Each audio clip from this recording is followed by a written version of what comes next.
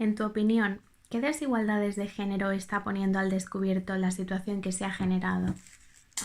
En realidad, esta crisis, como las crisis anteriores que nos ha tocado vivir, eh, visibilizan y ponen al descubierto una problemática que no queremos mirar, que es que el modelo de sociedad se sustenta en las propias desigualdades y en concreto en las desigualdades entre hombres y mujeres. Esto lo observamos tanto en el ámbito reproductivo como en el ámbito productivo, viendo en el ámbito reproductivo cómo en muchos de nuestros hogares está ponderándose y ampliándose en los trabajos de crianza y los trabajos domésticos llevados a cabo por las mujeres, ¿no? Y en lo que es el ámbito más productivo, pues vemos cómo esta crisis está haciendo que de alguna manera se acreciente, ¿no?, esos sectores vulnerables, precarios, como puede ser, por ejemplo, el personal de limpieza que observamos que están en primera línea, están totalmente invisibilizadas, en unas condiciones muy precarias y muy expuestas. Al final es un reflejo de lo que es la sociedad actual, la cual mercantiliza las vidas e invisibiliza los cuidados. En esta situación tan especial, ¿cuál es el papel de los hombres? ¿Están asumiendo su responsabilidad en los trabajos domésticos y de cuidado? Pues yo creo que en realidad el papel debería ser el mismo que deberíamos desarrollar los hombres en el día a día. Es decir, no debería cambiar. Debería cambiar en cuanto la situación es de extrema gravedad y entonces deberíamos estar mucho más implicados de lo que ya deberíamos estar en nuestro día a día. Pero esto, al igual que nuestra propia pareja, lo que sucede es que la diferencia sustancial radica en ese término, en esa idea que llamamos la pobreza del tiempo. Es decir, normalmente no nos podemos implicar o argumentamos que no nos podemos implicar del modo que quisiéramos o del modo que debiéramos por el poco tiempo, ¿no?, que nuestro ámbito productivo, nuestro trabajo nos permite estar a la hora de estar con la crianza y con el trabajo doméstico. Pero ese argumento se diluye en estos momentos en los que podemos estar en nuestro hogar y deberíamos dar una respuesta a la altura de las circunstancias. Y si miramos al futuro, ¿piensas que esta situación puede influir a largo plazo en una mayor implicación de los hombres en los cuidados? Pues yo creo que la cuestión fundamental es quién va a asumir este reto.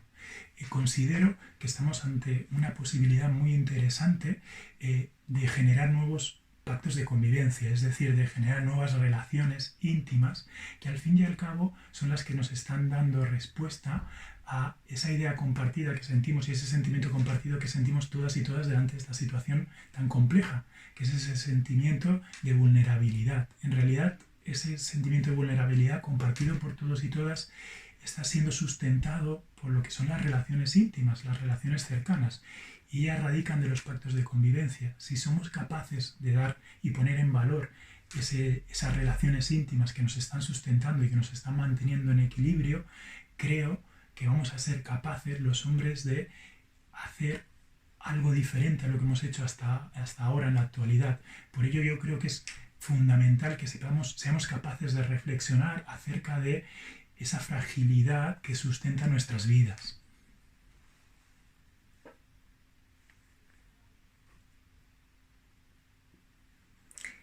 Y si miramos a la sociedad en general, ¿puede ser un buen momento para un replanteamiento social de los cuidados? ¿Qué haría falta para conseguir una mayor implicación de los hombres?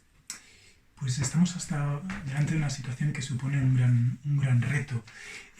Yo creo que, como decíamos, ¿no?, estamos en un momento de un equilibrio muy sostenido por las relaciones cercanas, por las relaciones íntimas, y eso nos tiene que llevar a pensar, a repensar qué tipo de modelo de sociedad queremos, ¿no? Yo conjuraría tres elementos fundamentales. Por una parte, algo que la teoría feminista ya nos dice constantemente, que es que repensemos, ¿de acuerdo?, qué tipo de economía queremos, ¿no?, y qué tipo de modelo de sociedad y modelo de vida queremos, ¿no?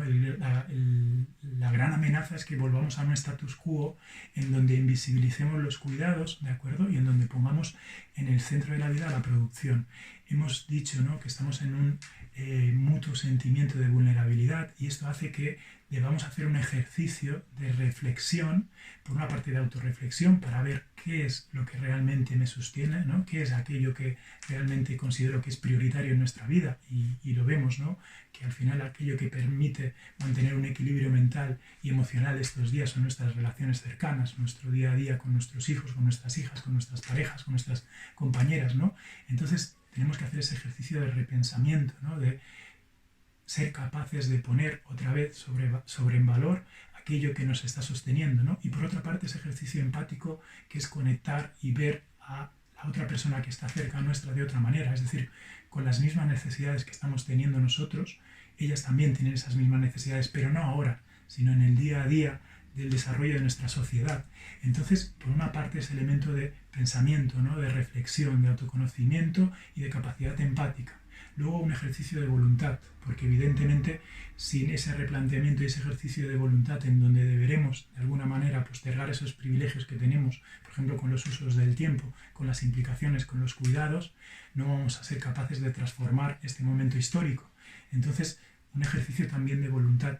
Y por último, un ejercicio político a nivel individual y a nivel compartido, un ejercicio individual en el sentido que permita transformación, permita relaciones más igualitarias y sea capaz de visibilizar esas relaciones de cuidado y esos trabajos de cuidado, esos trabajos a veces no remunerados. Si somos capaces individualmente y colectivamente de reivindicar y poner en valor esas tareas, vamos a ser capaces de presionar para que haya un desarrollo de unas políticas sociales y unas políticas familiares que posibiliten de nuevo poner en la vida lo que es más importante, es decir, poner en el centro de la vida la propia vida.